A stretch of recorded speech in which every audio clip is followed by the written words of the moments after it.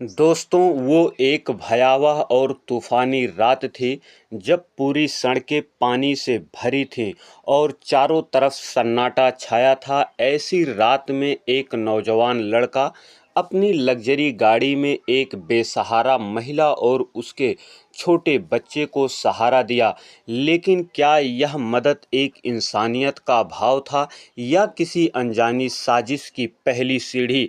क्या उस महिला की उदास आंखों में छुपा दर्द नौजवान करोड़पति व्यक्ति एकदम से सूनी जिंदगी को रोशनी से चमका देगा, या उसको एक ऐसे रहस्य में फंसा देगा जहां से निकलना आसान नहीं होगा, या फिर ये भलाई उसे एक अनदेखे खाई में ढकेल देगी जिसका अंत किसी को नहीं पता।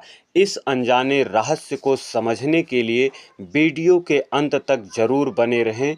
दोस्तों, बारिश की वह रात मानो कुदरत भी किसी दर्द की चीख से भीग रहे हों।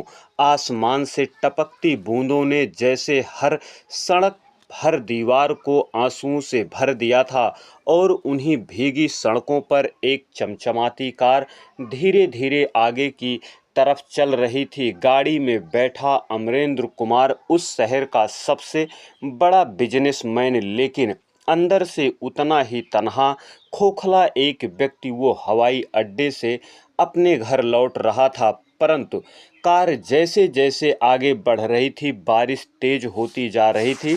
खिड़की से आती बारिश की आवाज़ और सन्नाटे की रात अमरेंद्र कुमार की खामोश जिंदगी का आईना बन चुकी थी। उसी समय उसकी नज़र पेड़ के नीचे खड़ी एक महिला पर पड़ी। गोद में एक छोटा सा बच्चा जो लगभग 6 से 7 माह का रहा होगा। औरत भीग रही थी, ठंड से कांप रही थी। उसकी सारी कोशिशें इस बात में लगी थी कि किसी तरह अपने बच्चे को बारिश से भीगने से बचा ले। उसने अपने भीगे साड़ी के पल्लू से बच्चे के सिर को ढक रखा था, लेकिन वह महिला खुद तो पूरा भीग चुकी थी। वह दृश्य ऐसा था जिसे देखकर किसी का भी दिल कांप जाएगा। और यही सब देखकर अमरेंद्र कुमार का दिल पिघल गया। उसने तुरंत अपने ड्राइवर से कहा, गाड़ी रोको।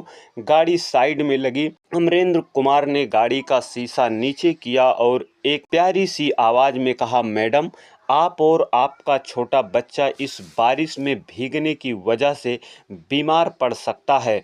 प्लीज़ गाड़ी में बैठ जाइए, मैं आपको किसी सही जगह पर आपको छोड़ देता हूँ। वो महिला पहले तो हिचकिचाई, आंखों में डर, चेहरा भी डर से भरा था, लेकिन वह अपने बच्चे की हालत देख मजबूरी में कदम आगे बढ़ाए और धीरे से कार का दरवाज़ा खोला। कार में बैठते ही अमरेंद्र कुमार ने पूछा, आपका घर कहाँ पर है? मैं आपको छोड़ देता हूँ। उस महिला की आंखें नीचे झुक गई, चेहरा एकदम बुझा हुआ। अमरेंद्र कुमार समझ गया कि इसका अपना कोई घर नहीं। उसने अपने ही आवाज़ में नरमी दिखाते हुए कहा, कोई बात नहीं, बारिश बंद होने तक आप मेरे घर पर चलिए, बहुत बड़ा घर है, वहाँ पर कोई नहीं रहता। आप और आपका बच्चा वहाँ पर पूरी तरह सुरक्षित रह सकते हैं। औरत ने एक पल अपने बच्चे को देखा, फिर अमरेंद्र कुमार की तरफ, फिर थोड़ा सा सिर हिला दिया। कार ने फिर मोड़ लिया और शहर के सबसे बड़ा, सबसे शानदार गेट खुला।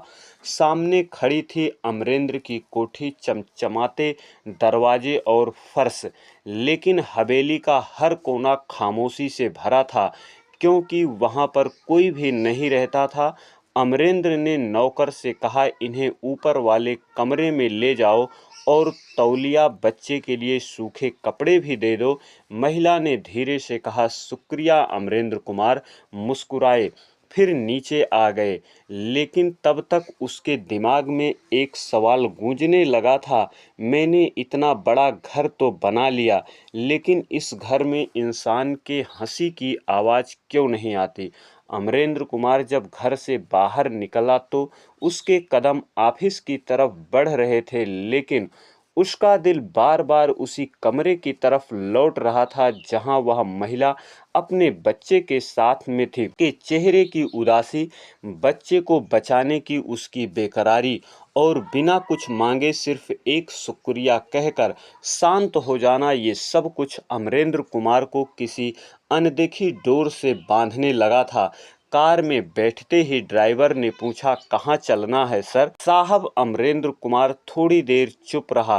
थोड़ी देर बाद धीरी आवाज में बोला, जहां हर दिन जाते हैं, मगर आज कुछ भी वैसा नहीं लग रहा है। रास्ते भर वह खिड़की से बाहर देखता रहा। मन में प्रश्न उठते रहे, कौन है वो औरत? इतनी खामोश, इतनी टूटी हुई, इतनी परेशान औरत, फिर भी इतनी मजबूत।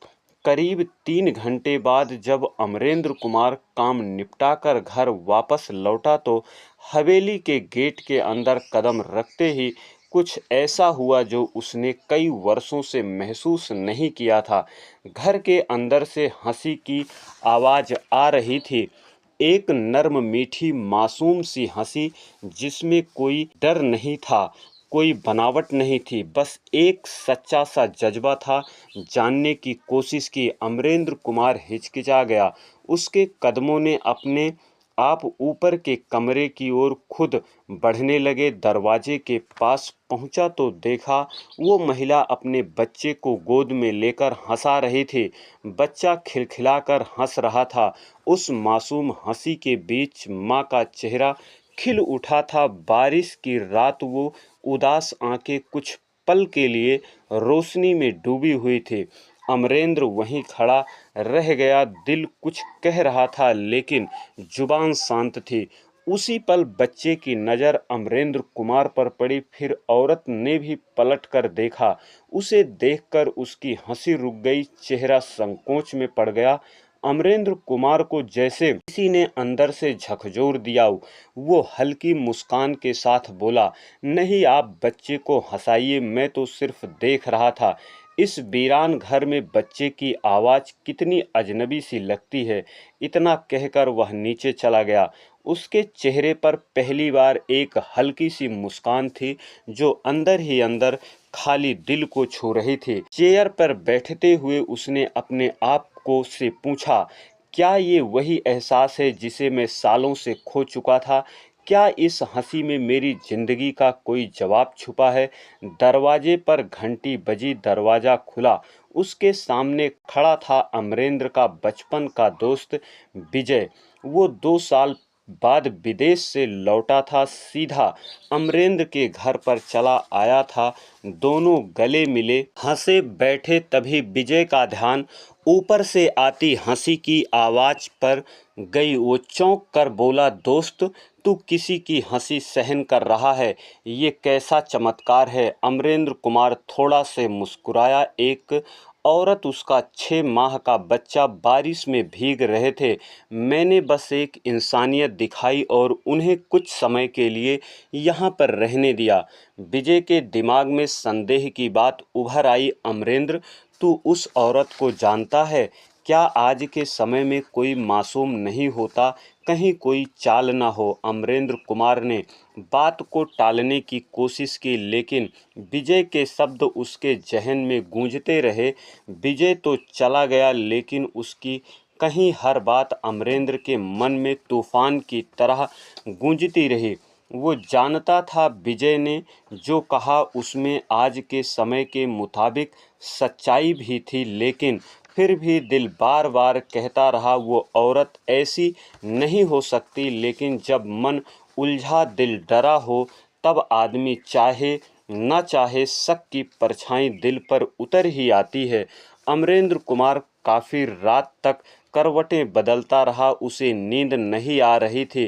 कभी आंखें बंद करता तो वहीं हंसी कानों में गूंजती। जब आंखें खोलता तो विजय की आवाज़, कहीं उसका कोई गलत इरादा तो नहीं। अगली सुबह सूरज तो निकला था, लेकिन अमरेंद्र कुमार का मन अब अंधेरे में था। वो धीरे धीरे ऊपर गया, दरवाजे पर पहुंचा, देखा वही औरत अपने बच्चे को दूध पिला रही थी। उसका चेहरा बहुत शांत था, लेकिन जैसे ही उसकी नज़र अमरेंद्र कुमार पर पड़ती है वो घबरा जाती है, हाथ कांपने लगा।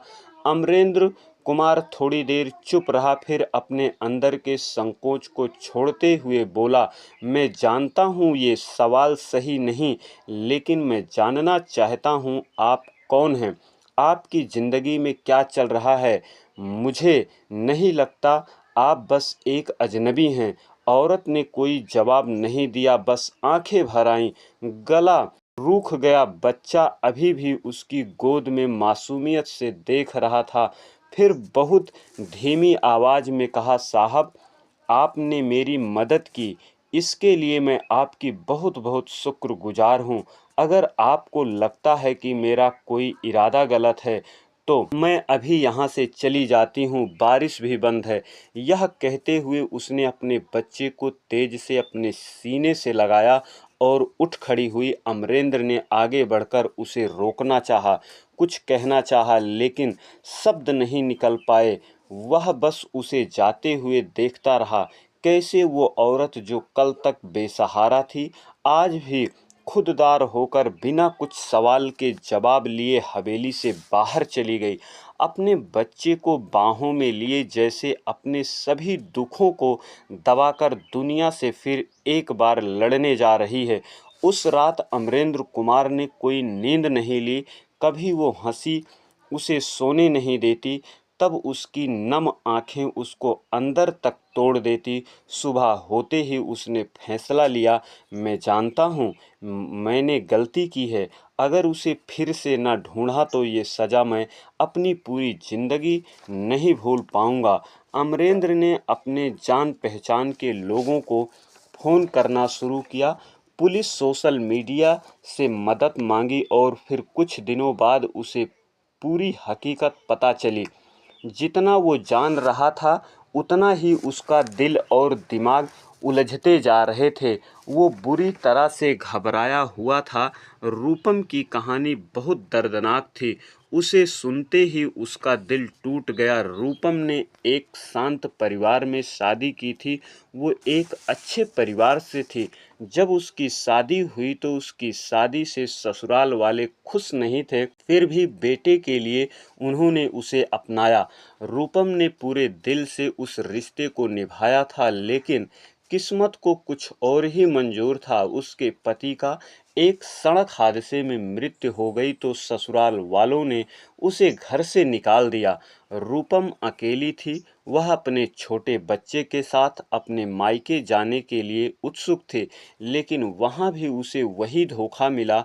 उसके माता पिता की मृत्यु हो चुकी थी तो उसके भैया और भाभी ने उसको घर से निकाल दिया था, क्योंकि उसे बदनाम करना चाहते थे। अब रूपम अपने बच्चे के साथ चारों तरफ भटक रही थी। न घर, न पैसा, न किसी का सहारा। वो सिर्फ अपने बच्चे को बचाने में लगी हुई थी।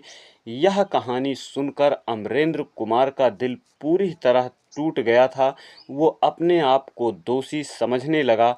कुछ समय बाद उसे रूपम का पता मिल गया। वो तुरंत अपने कुछ दोस्तों के साथ रूपम को ढूंढने निकल गया। अमरेंद्र कुमार ने जब रूपम को ढूंढ लिया तो उसकी आंखों में एक गहरी चिंता और पछतावा था। वो रूपम के पास गया और धीरे से बोला, मुझे माफ़ कर दो रूपम, मैंने तुम्हें गलत समझा। बदकिस्मत और लाचार औरत हो, मैंने तुम्हारा अपमान किया, लेकिन मुझे अब तुम्हारी मदद करनी है। तुम्हारे साथ जो गलत हुआ है मैं उसे सही करना चाहता हूँ। तुम मेरे घर आ सकती हो, जब तक चाहो रह सकती हो, फिर कभी तुम्हें भी किसी चीज की कमी नहीं होगी। रूपम ने उसकी बातों को ध्यान से सुना। उसके चेहरे पर उदासी थी, लेकिन चेहरे पर एक नई उम्मीद थी। वो अमरेंद्र कुमार के साथ वापस घर आ गई। जब वे घर पहुंचे तो उसने अपना दिल खोलकर अमरेंद्र से बोली, मुझे तुम्हारा शुक्रिया अदा करना चाहिए। तुमने मेरी मदद की, लेकिन तुमने कभी नहीं पूछा कि मेरे साथ ऐसा क्यों हुआ। अमरेंद्र कुमार ने कहा, रूपम, अब कोई फर्क नहीं पड़ता, जो हुआ सो हुआ। मैं तुम्हारी मदद करना चाहता हूँ। मैं चाहता हूँ कि तुम और तुम्हारा बच्चा खुश रहे। तुम लोगों को किसी प्रकार की कोई दिक्कत ना हो। धीरे धीरे दोनों के बीच एक गहरा रिश्ता बनता गया। रूपम ने घर की देखभाल की, खाना बनाया, अमरेंद्र के साथ कुछ समय बिताया। अमरेंद्र कुमार ने उसे एक परिवार की तरह महसूस कराया। रूपम की सादगी और अच्छे कैरेक्टर ने अमरेंद्र कुमार को बहुत प्रभावित किया कि वो धीरे धीरे उससे प्यार करने लगा। एक दिन अमरेंद्र कुमार ने जब ऑफिस से आया, रूपम दरवाजे पर उसका इंतजार कर रही थी। उसकी आंखों में कुछ अलग था। अमरेंद्र कुमार की धड़कन बढ़ गई। उसने हिम्मत दिखाते हुए कहा, रूपम, मुझे तुमसे कुछ कहना है। मुझे तुमसे प्यार हो गया है। तुम्हारे साथ मुझे हर पल सुकून महसूस होता है। अगर तुम चाहो तो मैं तुमसे शादी करना चाहता हूँ। तुम्हारी संतान को मैं अपना संतान मानूंगा। रूपम पहले संकोच की, फिर अपने दिल की बात कही। मुझे भी आपसे प्यार हो गया है अमरेंद्र कुमार। तुम मेरी जिंदगी में एक अलग ही रोशनी दी। तुम्हारे साथ रहने का मुझे कुछ अलग ही मजा दे गया। लेकिन रूपम ने पूछा, अमरेंद्र, तुमने अभी तक शादी क्यों नहीं की? तुम्हारे पास सब कुछ है, फिर ये अकेलापन क्यों? अमरेंद्र ने अपनी आंखों में आंसू लिए हुए बोला, 4 साल पहले मेरे माता पिता की एक हादसे में मौत हो गई। मैं समझा कि मेरी वजह से ये सब कुछ हुआ। तभी मुझे शादी से डर न लगने लगा। रूपम ने उसे गले से लगा लिया और कहा, अब सब ठीक हो जाएगा अमरेंद्र कुमार, तुम अकेले नहीं हो। फिर दोनों ने धूमधाम से शादी कर ली। अमरेंद्र ने रूपम के बच्चे को अपनी संतान माना। उन दोनों की जिंदगी हंसी खुशी से भर गई। आज रूपम और अमरेंद्र कुमार एक अपना खुशहाल परिवार बना चुके हैं। अमरेंद्र की जिंदगी का सब अकेलापन दूर हो गया है। दोस्तों, अमरेंद्र कुमार और रूपम की ये कहानी एक संयोग नहीं थी, यह एक सबक है, एक एहसास है। कभी कभी ऐसा होता है कि किसी अजनबी की मदद करना अपनी ही जिंदगी संवर जाती है। प्यार, सम्मान और इंसानियत, यही चीज़ें हैं जो हर एक रिश्ते की नींव होती है। कोई भी रिश्ता उन पर टिक जाता तो अतीत कितना भी टूटा क्यों ना हो, भविष्य हमेशा संवर ही जाता है। दोस्तों, ये रही आज की कहानी। वीडियो को लाइक करें, शेयर करें, प्लीज़ चैनल को सब्सक्राइब जरूर करें, जिससे हमारा हौसला बढ़ता रहे। अगली वीडियो में एक नई कहानी के साथ मिलते हैं। तब तक के लिए आप सभी को नमस्कार।